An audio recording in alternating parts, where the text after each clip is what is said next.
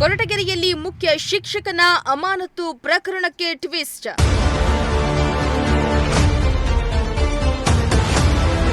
ಮುಖ್ಯ ಶಿಕ್ಷಕನ ಅಮಾನತಿಗೆ ಸ್ಪಷ್ಟನೆ ಕೊಟ್ಟ ಬಿಇಒ ನಟರಾಜ್.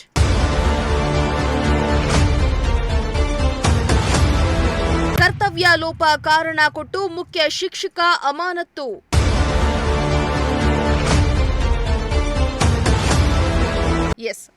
ಕೊರಟಗೆರೆ ತಾಲೂಕಿನ ಕರಿಯಾಗಲಹಳ್ಳಿಯ ಮುಖ್ಯ ಶಿಕ್ಷಕ ದೇವರಾಜಯ್ಯ ಏಕಾಏಕಿ ಅಮಾನತು ಪ್ರಕರಣಕ್ಕೆ ಬಿಗ್ ಟ್ವಿಸ್ಟ್ ಸಿಕ್ಕಿದೆ. ಕೊರಟಗೆರೆ ತಾಲೂಕಿನ ಕರಿಯಾಗಲಹಳ್ಳಿಯ ಮುಖ್ಯ ಶಿಕ್ಷಕ ದೇವರಾಜಯ್ಯ ಅವರು ಬಿಇಒ ಕಚೇರಿಯಲ್ಲಿ ಆಗಿದ್ದ ಹಗರಣಗಳನ್ನು ಬಯಲಿಗೆಳೆದಿದ್ದು ತನಿಖೆ ನಡೆಸುವಂತೆ ಲೋಕಾಯುಕ್ತಕ್ಕೆ ದೂರನ್ನ ನೀಡಿದ್ರು.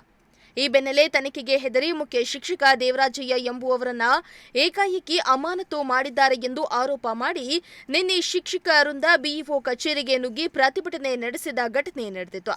ಈ ವೇಳೆ ಬಿಇಒ ನಟರಾಜಯ್ಯ ವೈಯಕ್ತಿಕ ಜಿದ್ದಿಗೆ ಮುಖ್ಯ ಶಿಕ್ಷಕ ದೇವರಾಜಯ್ಯ ಅವರನ್ನ ಅಮಾನತು ಮಾಡಿದ್ದಾರೆ ಎಂದು ಆರೋಪದ ಕೂಗು ಕೇಳಿ ಬಂದಿದ್ದು, ಇದೀಗ ಈ ಪ್ರಕರಣಕ್ಕೆ ಬಿಇಒ ನಟರಾಜ್ ಸ್ಪಷ್ಟನೆಯನ್ನ ಕೊಟ್ಟಿದ್ದಾರೆ.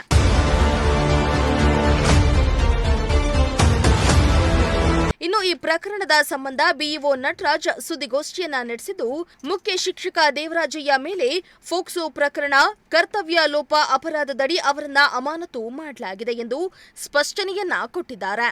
ಕೊರಟಗೆರೆ ತಾಲೂಕು ಕಸಬಾ ಹೋಬಳಿ ಹಂಚಿಹಳ್ಳಿ ಗ್ರಾಮ ಪಂಚಾಯಿತಿಯ ಕೆರೆಯಾಗಲಹಳ್ಳಿ ಪ್ರಾಥಮಿಕ ಪಾಠಶಾಲೆಯ ಪ್ರಭಾರ ಮುಖ್ಯ ಶಿಕ್ಷಕ ಎಸ್ ದೇವರಾಜಯ್ಯ ಕರ್ತವ್ಯ ಲೋಪ, ಅನಧಿಕೃತ ಗೈರು, ಬೇಜವಾಬ್ದಾರಿ ವರದಿ ಆಧರಿಸಿ ಅವರನ್ನ ಅಮಾನತು ಮಾಡಿದ್ದೇವೆ ಎಂದಿದ್ದಾರೆ. ಅಮಾನತು ಮಾಡಿದ್ದಕ್ಕೆ ಏಕಾಏಕಿ ಅಪರಿಚಿತ 7-8 ಜನರನ್ನ ಕರೆದುಕೊಂಡು ಬಂದು ಬಿಇಒ ಕಚೇರಿಯ ಗೇಟಿಗೆ ಬೀಗ ಹಾಕಿ ದಬ್ಬಾಳಿಕೆ ನಡೆಸಿದ್ದಾರೆ. ಅಮಾನತು ರದ್ದು ಮಾಡಿ ಅದೇ ಶಾಲೆಗೆ ಕೆಲಸಕ್ಕೆ ಹಾಕದಿದ್ರೆ ನಿಮ್ಮ ಮೇಲೆ ಅಟ್ರಾಸಿಟಿ ಕೇಸ್ ಹಾಕ್ತೇನೆ ಎಂದು ಹೆದರಿಸಿದ್ದಾರೆ ಎಂದು ಬಿಇಒ ನಟರಾಜ್ ಕೂಡ ಪ್ರತ್ಯಾರೋಪ ಮಾಡಿದ್ದು, ಈ ಸಂಬಂಧ ಪೊಲೀಸ್ ಠಾಣೆಯಲ್ಲಿ ಪ್ರಕರಣ ದಾಖಲಿಸಿದ್ದಾರೆ. ಸದರಿ ಶ್ರೀಯುತ ದೇವರಾಜಯ್ಯನವರು 16/4/2025 ಕಚೇರಿಗೆ ಏಕಾಏಕಿ ಅಪರಿಚಿತರೊಡನೆ ಆಗಮಿಸಿ ನನ್ನ ಅಮಾನತನ್ನು ಏಕೆ ಮಾಡಿದ್ದೀಯಾ, ಈ ಕೂಡಲೇ ಅಮಾನತನ್ನು ರದ್ದುಪಡಿಸಿ ಅದೇ ಶಾಲೆಯಲ್ಲಿ ಪುನರ್ ಸ್ಥಾಪಿಸಿಕೊಡಬೇಕು, ಇಲ್ಲದೇ ಇದ್ದರೆ ನಿನ್ನನ್ನು ಸುಮ್ಮನೆ ಬಿಡುವುದಿಲ್ಲ ಮತ್ತು ನೀನು ನೆಕ್ಸ್ಟ್ ಮಂತ್ 6ನೇ ತಾರೀಕು ಈ ಚೇರಿಂದ ಖಾಲಿ ಆಗ್ತಾ ಇದೆಯಾ, ಹಾಗಾಗಿ ನಿನ್ನ ಗತಿ ನೆಟ್ಟಗಿರುವುದಿಲ್ಲ ಎಂದು ನೇರವಾಗಿ ನನಗೆ ಬೆದರಿಕೆ ಹಾಕಿರುತ್ತಾರೆ. ಅವರ ಜೊತೆ ಬಂದಂತಹ ಲೇಡೀಸು ಮತ್ತು ಜೆಂಟ್ಸು ಕೂಡ ಸುಮಾರು 30-35 ನಿಮಿಷಗಳ ಕಾಲ ಏಕಾಏಕಿ ನಿರಂತರವಾಗಿ ನನ್ನ ಮೇಲೆ ವಾಗ್ದಾಳಿಯನ್ನು ಮಾಡಿರುತ್ತಾರೆ. ನಾನು ಅಮಾನತುಗೊಂಡಿರುವ ಬಗ್ಗೆ ಅವರ ಬೆಂಬಲವಾಗಿ ಬಂದಂತಹ ಮತ್ತು ಶ್ರೀಯುತ ದೇವರಾಜಯ್ಯನವರಿಗೆ ಒಂದು ರೀಸನ್ ಆಧಾರದ ಮೇಲೆ ಅಮಾನತುಗೊಳಿಸಲಾಗಿದೆ. ಇದನ್ನು ಮಾನ್ಯ ಉಪನಿರ್ದೇಶಕರಿಗೆ ವರದಿಯನ್ನು ಮಾಡಲಾಗಿದೆ. ಇದರ ಬಗ್ಗೆ ನಮ್ಮ ಮೇಲಾಧಿಕಾರಿಗಳ ಬಳಿ ತಾವು ಮಾತನಾಡಬಹುದು. ಮೇಲಾಧಿಕಾರಿಗಳು ನೆಕ್ಸ್ಟ್ ಯಾವ ನಿರ್ದೇಶನವನ್ನು ಕೊಡ್ತಾರೆ ಆ ನಿರ್ದೇಶನವನ್ನು ಆಧರಿಸಿ ನಾನು ಕ್ರಮ ವಹಿಸ್ತೀನಿ ಅಂತ ಎಷ್ಟೇ ಅವರಿಗೆ ಮನವರಿಕೆ ಮಾಡಲಿಕ್ಕೆ ಪ್ರಯತ್ನ ಪಟ್ಟರೂ ಕೂಡ ಅವರು ಇಲ್ಲ, ಈ ಕೂಡಲೇ ನಿನ್ನ ಹಂತದಲ್ಲೇ ಈ ಅಮಾನತು ಆದೇಶ ರದ್ದುಗೊಳಿಸಬೇಕು ಮತ್ತು ಅದೇ ಶಾಲೆಗೆ ನನಗೆ ರಿಟೈನ್ ಮಾಡಿಕೊಡಬೇಕು ಅಂತ ಹೇಳಿ ತುಂಬಾ ಗಲಾಟೆಯನ್ನ ಮಾಡಿರ್ತಾರೆ. ಹಿಂದೆ ಕೂಡ 2 ಬಾರಿ ಅಮಾನತುಗೊಂಡಿದ್ದಾರೆ. ಅದು SR ಅಲ್ಲಿ ದಾಖಲಾಗಿದೆ. ಒಂದು ಫೋಕ್ಸೋ ಕೇಸಲ್ಲಿ ಸಸ್ಪೆಂಡ್ ಆಗಿದ್ದಾರೆ, ಇನ್ನೊಂದು ಇದೇ ರೀತಿ ಕರ್ತವ್ಯ ಲೋಪದಡಿಯಲ್ಲಿ ಸಸ್ಪೆಂಡ್ ಆಗಿದ್ದಾರೆ. ಇದು 3ನೇ ಬಾರಿ ಸಸ್ಪೆಂಡ್ ಆಗಿರ್ತಕ್ಕಂಥದ್ದು. ಇದು ನಾನು ಕಾಲಕ್ಕೆ ನನ್ನ ಅವಧಿಯಲ್ಲಿ ಮಾನ್ಯ ಉಪನಿರ್ದೇಶಕರಿಗೆ ನಾನು ವರದಿ ಮಾಡ್ತಾ ಇದ್ದೀನಿ ಸರ್.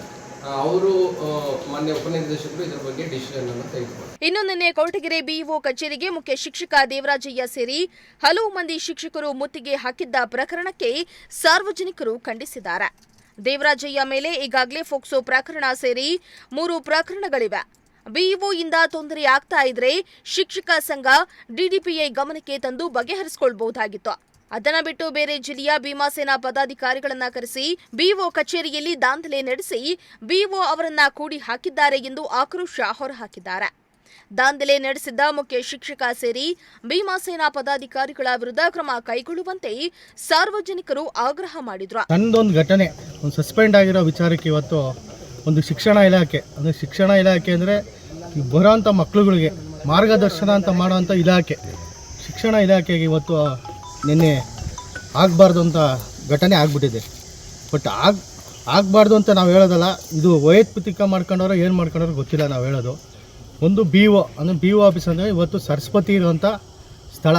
ಆ ಸ್ಥಳದಲ್ಲಿ ಒಬ್ಬ BO ಕಚೇರಿಗೆ ಏಕಾಏಕಿ ನುಗ್ಗಿ ಏನನ್ನದೇ ಒಂದು BO ಮೇಲೆ ಗೌರವ ಇಲ್ದಲೆ, ಅಭಾಷೆ ಶಬ್ದಗಳನ್ನು ನೆನೆಸಿ ಒಂದು ಗೌರವ ಕೊಡ್ದಲೆ, ಏನಾಯ್ತೋ ಬೇರೆ ಜಿಲ್ಲೆಯಿಂದ, ಅದು ಏನೋ ನಮ್ಮ ತಾಲೂಕಲ್ಲಿ ಆಗೋವಂಥ ಸಮಸ್ಯೆನ ಬೇರೆ ತಾಲೂಕು ಬೇರೆ ಜಿಲ್ಲೆಯಿಂದ ಕರ್ಕೊಬಂದು ಇವತ್ತು ಏಕಾಏಕಿ BO ಆಫೀಸಿಗೆ ನುಗ್ಗಿ ಗೇಟ್ ಬಾಕ್ಲಾಗ್ತಾರೆ ಅಂದರೆ ನಮ್ಮ ಮುಂದಿನ ಅಧಿಕಾರಿಗಳು ಬೇರೆ BO ಆಫೀಸಿಗೆ ಬಿಟ್ಬಿಟ್ಟು ಬೇರೆ ಇಲಾಖೆಗೂ ಸ್ವಲ್ಪ ಭಯ ಆಗಲ್ಲವರ. ಬೇರೆ ತಾಲೂಕಿನವ್ರು ಬಂದು ಇಲ್ಲಿ ದೌರ್ಜನ್ಯ ಮಾಡೋ ಅಂಥದ್ದು ಸ್ಥಿತಿ ನಮಗೆ ಇದಿಲ್ಲ.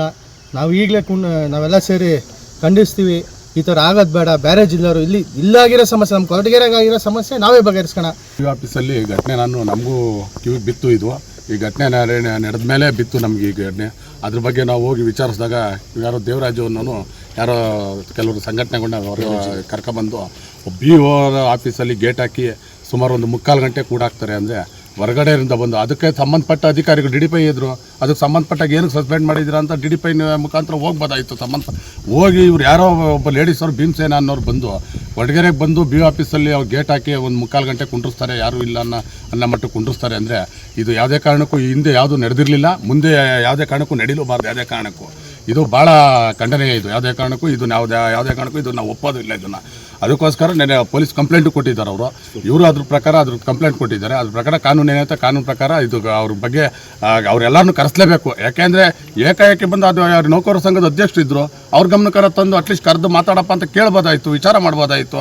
ಏಕಾಏಕಿ ಇದು ಏನು ದೌರ್ಜನ್ಯ ಮಾಡ್ದಂಗೆ ಆಯಿತು. ಒಬ್ಬ ಅಧಿಕಾರಿ, ಶಿಕ್ಷಣಾಧಿಕಾರಿ ಮೇಲೆ ದೌರ್ಜನ್ಯ ಮಾಡ್ದಂಗೆ ಆಯ್ತು. ಇದು ಅದೇನೇ ಆಗ್ಲಿ, BEO ವೈಯಕ್ತಿಕ ಜಿದ್ದಿಗೆ ಅಮಾನತು ಮಾಡಿದ್ದಾರೆ ಎಂದು ಮುಖ್ಯ ಶಿಕ್ಷಕ ಆರೋಪ ಮಾಡ್ತಾ ಇದ್ರೆ, ಇತ್ತ ಮುಖ್ಯ ಶಿಕ್ಷಕ ದೇವರಾಜಯ್ಯ ಕರ್ತವ್ಯ ಲೋಪ ಎಸಗಿದ್ರಿಂದ ಅಮಾನತು ಮಾಡಿದ್ದೇವೆ ಎಂದು ಸ್ಪಷ್ಟನೆ ನೀಡ್ತಾ ಇದ್ದು, 2 ಪ್ರಕರಣಗಳು ಸದ್ಯ ಪೊಲೀಸ್ ಠಾಣಾ ಮೆಟ್ಟಿಲೇರಿದ್ದು ಕೊರಟಗೆರೆ ಶಿಕ್ಷಣ ಇಲಾಖೆಗೆ ಮಸಿ ಬಳೆದಂತಾಗಿದೆ.